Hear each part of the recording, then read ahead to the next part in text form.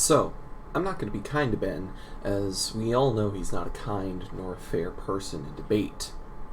Nor am I going to cite any scholarly sources, as one doesn't even need anything more than Wikipedia to disprove all of his arguments here.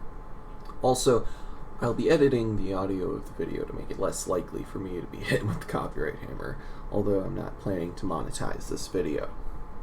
Let's get to it, shall we?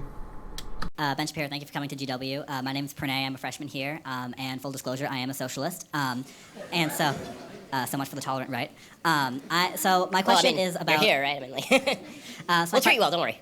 So my question is, I've seen your videos, I've seen you at other universities here talking about the immorality of socialism, and when you do, you focus on socialism as the idea of wealth redistribution, taking from the rich, giving to the poor, taking from whoever, giving to whoever. But I think that ignores and that misses the point of what many socialists, myself and many of my comrades, see socialism as being. And in fact, what we see as integral, the debate of whether how much to redistribute wealth is a separate debate altogether, but the fundamental tenet of socialism is control of the means of production by the workers. The idea that a worker is entitled to the full product of their labor. This is manifested in the real world in the example of worker cooperatives, employee-owned businesses, and so on. So setting aside any notions of wealth redistribution, someone already asked about that, what is so immoral about believing that a worker is entitled to the full value of their labor, especially given that such enterprises organized in such a way have been shown to be more effective than traditionally capitalistically organized businesses? Okay, so... Now, I'm cutting Ben off here to first of all commend Pranay for being such a based comrade here, surrounded by what seems to be an apathetic audience and having to look up at Ben to speak. This takes cojones, and you all know it. Second, he has a very good point here. That Ben Shapiro tends to view socialism as bad. Marx say steal from rich. And it really makes me wonder, what did Ben think when his parents, or family nanny, I should say, read him stories of Robin Hood? Did he think that the Band of Merry Men was some armed, leftist Antifa militia destroying and expropriating the innocent, land-owning sheriff's property? Because Robin Hood was viewed as the hero in these stories for a very good reason. He redistributed wealth to the peasant poor. Then we of course get to Pranay's actual point, that redistribution isn't itself relevant here. What Marx actually wrote about and what would be relevant to the American economy is seizing the means of production and the democratic restructuring of labor hierarchy, or rather, destroying this hierarchy. He cites it later, but we can immediately look to the Mondragon Corporation as inspiration here, with their very successful statistics on the screen now. I think we have to separate out a couple of strands there. Number one, if you're going to talk about the efficacy of workers owning the means of production, are we talking about the government owning the means of production, or are we talking about workers owning the means of production? Because if you're talking about the government, that is wildly untrue, the last statement that you just made that it's effective. When the government owns the means of production, generally everything blows. Okay, that's actually the story of Cuba. That is the story of Venezuela. The democratic socialist countries of Norway are generally not owned, Norway is an exception in which the government owns a lot of stock in various companies, but those companies are run along free enterprise lines. They're not run along redistributionist lines, actually. And they also happen to have a massive sovereign oil wealth fund. You fuck! You absolute shit!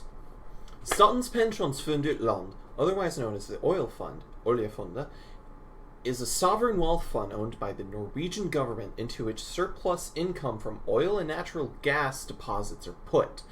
This fucking pays for nearly all of Norway's pensions and social services, as well as to transition Norway into green energy. This is redistribution. This money isn't going into the wallet of some fucking oil magnate like it would in the US. It's going into the Norwegian populace's wallets and cleaning their air, you shit from a fuck. But if you look at countries like Denmark, for example, there's still enormous private ownership of business. This is true in most of the Nordic and Scandinavian countries anyway. And if you're talking about workers owning a business together, I am a worker at my company. I own my business with another person who owns the company with me, and a couple of investors. The investors have sunk their labor, which they made money from. Right, money is just a tangible trade for labor, and they took that money and they invested it in us. So is Bill Gates not a worker at his own company? He invented the company. So I'm also wondering how the worker is not owning his own labor when he freely chooses to alienate that labor in exchange for pay. Like my problem with socialism is that it is essentially somebody subjectively deciding the value of your own labor. The beautiful thing about the free market is that you don't get to subjectively decide what your labor is worth, right? You can't go major in something useless and then come to me and say, I want $100,000 a year for my useless major so I can dig holes in the ground, right? That would be, and we all recognize that's stupid. But the labor value of theory, which is, I mean the value labor of theory. It's been a long day. The labor theory of value. My goodness, the labor theory.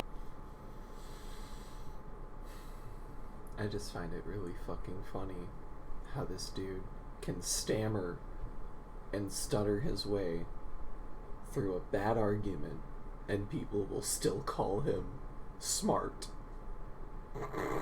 Value, which is that the amount of work you put into something dictates the value of the thing, is a bunch of crap. If I spend all day making mud pies outside, that's an awful lot of work. It's also completely useless. The way that you actually determine the value of work is by trading it for somebody else's work in a fully voluntary fashion. Yes, because the trade of... because the trade... Oh my god, this is just... It's just so funny. Because it's totally, completely voluntary to participate in capitalism. The system where all of the world's food is kept hostage behind a paywall. Like, you need to pay to survive. You know, this this goes back quite a long time, and it's that there are only two things you can expect in life, and that's taxes and death. And we're taxing people by making them pay for food.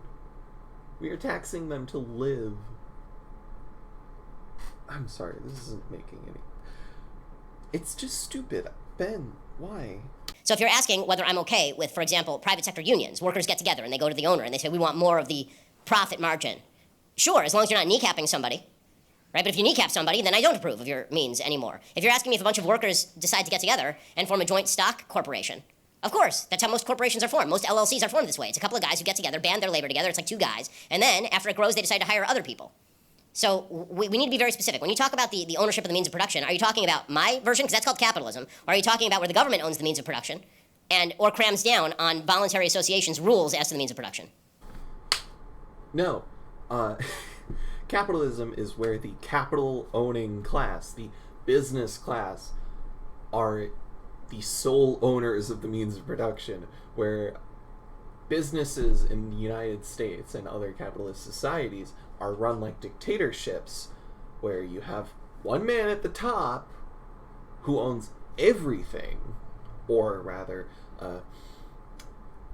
a plural dictatorship where it's a group of investors who own everything, where thousands of employees have absolutely no say in how the business is run. Like, this is so simple.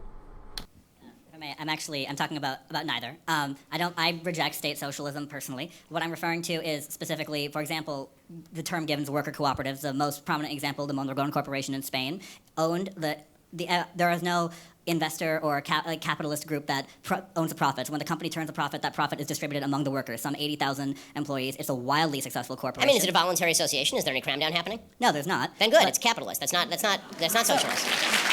It's not. Overall, this is what I meant in the beginning by Pernay here has, like, massive balls to be doing this, because in the end he just became a sound clip, and that is sort of the fate of everyone who debates sorry, it's not a debate. Heavy air quotes on debates Ben Shapiro, because he is not fair. It is being surrounded by a hostile, apathetic audience who really just see you as a lowly fucking idiot because you're a socialist. And in the end, it's just another Ben Shapiro wrecks the socialists video. But no. Mondragon Corporation is not a capitalist corporation. It functions within a capitalist system because Spain is very much a capitalist country, but it functions as a workers' co-op, where the workers own this company's means of production. They're a very, very successful business. The second most successful in all of Spain. If you like this video, please tune in for more. I'm not even going to ask you to like or subscribe because, honestly, fuck capitalism.